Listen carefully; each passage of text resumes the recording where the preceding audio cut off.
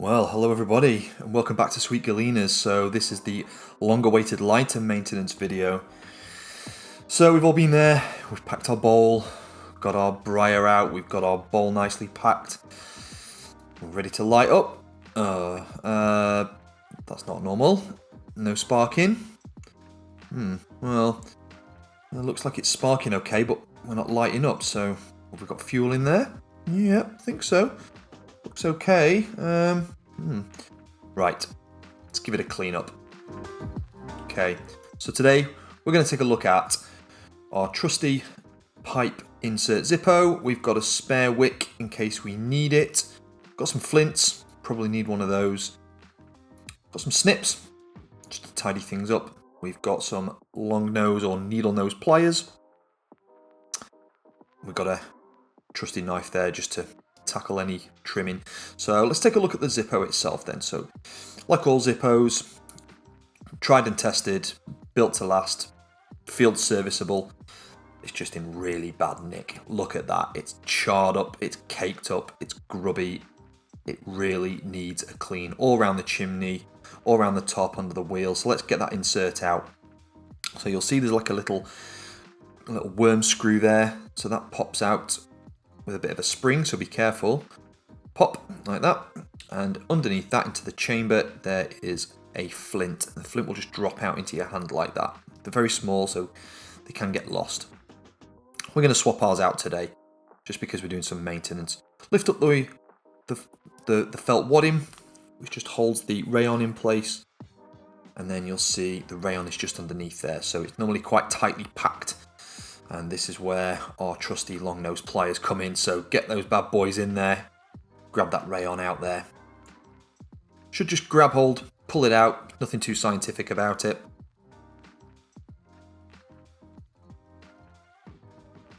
You should have about 5 or 6 rayon balls depending. I typically have found 5. Then the wick should just fold out there. It looks in pretty good nick actually, so let's take that out. I think that's serviceable. I think we can still use that. Out it comes. We can just snip that charred end off there. I think there's enough for us to use that. So let's get cleaning. So cleaning, we need some cotton pads. We need some Q-tips. Let's get some cheap and cheerful lighter fluid. We're not using it to burn. We're using this to clean. So pop it open and give one of those Q-tips a really good soaking. Do not spare the fuel. This is what's going to get it cleaned up. So give it a good dousing, that's better. And a good rub around. You can see where all that charring is. That needs some good friction, some good elbow grease applying there. Right underneath that wheel, that's a bad area. That tends to get clogged up with char and cake along the top. And underneath the spring clip, you'll see in a sec, that little triangular area needs a good clean too. So we've had a good clean up with that. Cleaned the chamber. That was really bad. We've cleaned underneath the wheel where the flint sparks, and we've cleaned underneath that spring clip too. That's a nasty area. Done our best with underneath there, but that's a lot better. It's not perfect, but it's a lot better than it was. Looking good. So that's where the top goes on. So you can just slot that back on top, and it's the top that makes the difference between the normal, usual Zippo lighters and the pipe insert. And it can be a little bit fiddly getting it back on. So if it doesn't work that way, you can flip it around and try it the other way. But for now, we're going to pop that back off because we're going to get the wick back inside there and start finishing up the maintenance. So like I said, the wick's okay, it's just that top bit. So we're not going to need a new wick, we just need some snips to clean that top off.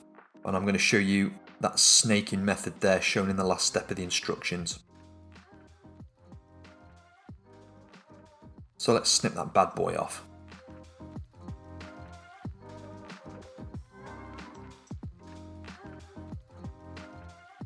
Job's a good one.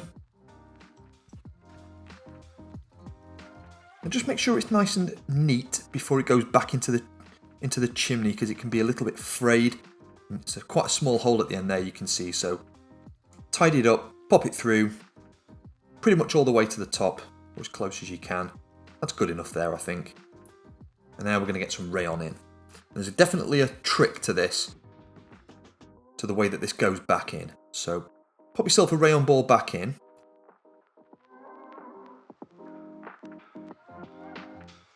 That's it. Get that old pinky in there, shove it down. Then you need to kind of fold it over back on itself. And we're going to get another rayon ball just over the other side. You can see how it's perpendicular to the chamber. Just to get some surface area, some contact with the rayon. So you want as much contact as you can. So really pack that rayon back in. Now, it can be a bit tricky pulling it back over to snake on itself towards the end, especially when it gets short. That's where those good old long nose pliers come in place. Push it back down and pack that rayon back on top.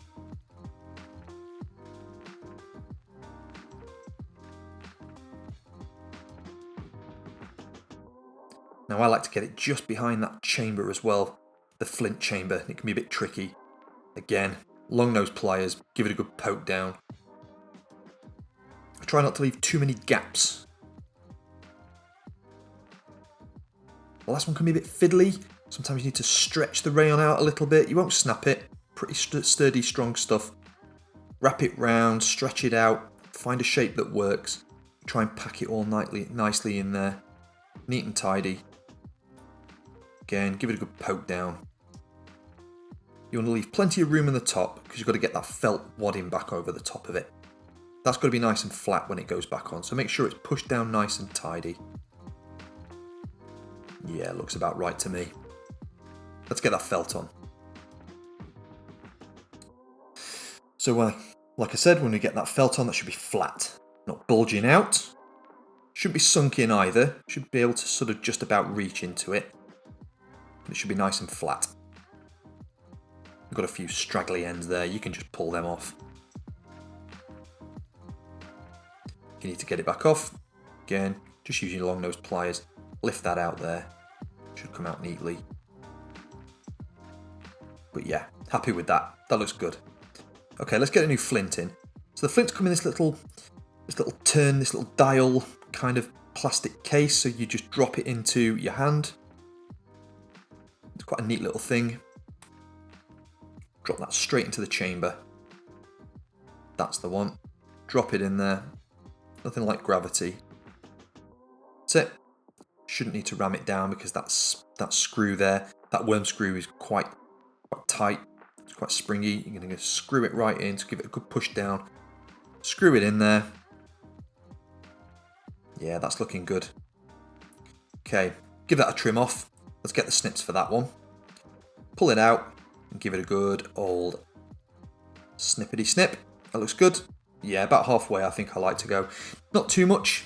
Don't want too much flame. Let's get that spring clip open and fill her up. So, get the wad in, as you would normally. Again, tidy any of the bits off.